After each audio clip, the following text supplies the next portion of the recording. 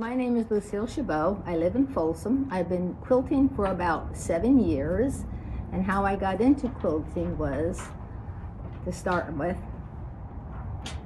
my husband and I built a Victorian house, and I wanted to do a bed and breakfast, and I love irises, and I had about 250 different varieties, which I planned to sell. Well, how things go, my husband got sick, and I could not take care of him.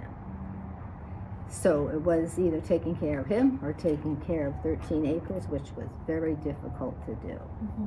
So we moved in from 5 bedrooms to 2 bedrooms into an adult community in Folsom.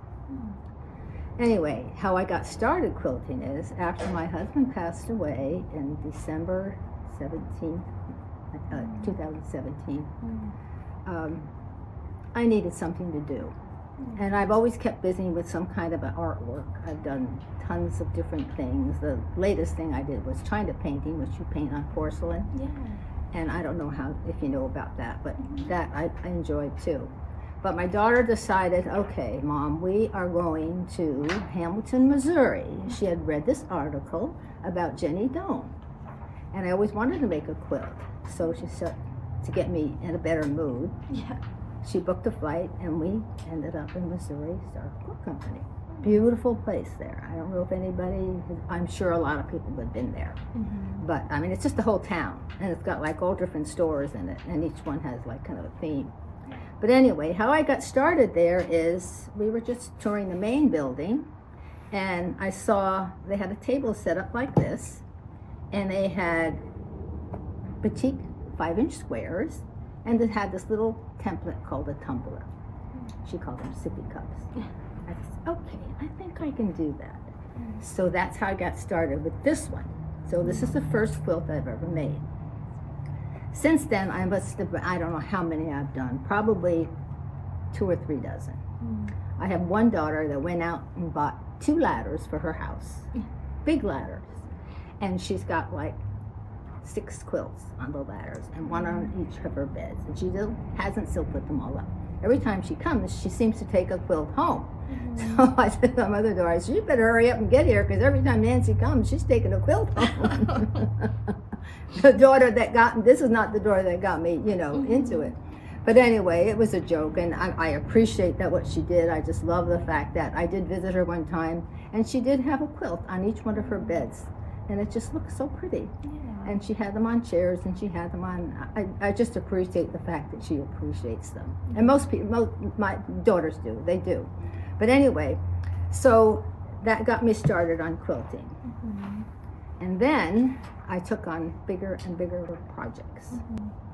And like I said, I must have made about 2 or 3 dozen quilts. Each daughter has a lot of quilts, and even the grandsons and whatnot. But anyway, this quilt behind me, I saw in a magazine. I don't know if it was House and Garden or something like that. And I thought, oh, that is just beautiful. I love that. So I thought, oh, I can duplicate it. So I read the article a little further, and it said it came in a kit. So great, that's fantastic. I got the kit, and I just loved it. I just love the colors. It's just, quilts you can put in any room, no matter what color your room is, they go. So I just progressed more and more, and back to where I live with the 13 acres, I had all kinds of flowers. And where I am now, I don't have much for a garden, and it's in Folsom. It gets too hot. And it's not easy to grow anything. So I was in Albany, Maryland, visiting. The daughter has all these quilts, and she took me. They always take me to quilt stores. So she took me to one quilt store, and I saw this quilt on the wall, and I said, "Oh my God, that is beautiful." What this quilt is, since I love flowers, and I see it in a lot of my quilts that I make, the flowers, I thought, okay, this quilt represents the 50 states of the United States. And each block is a state with the state flower. And I thought that was something I had to do. It was a block a month or something like that they did. So I tried, and they had some some packets, you know, that had the states, but they didn't have all of them. So we tried to get some fabric to kind of match and see. Anyway, I called one day and I must have got the manager and somebody on the phone, because I said, you know what?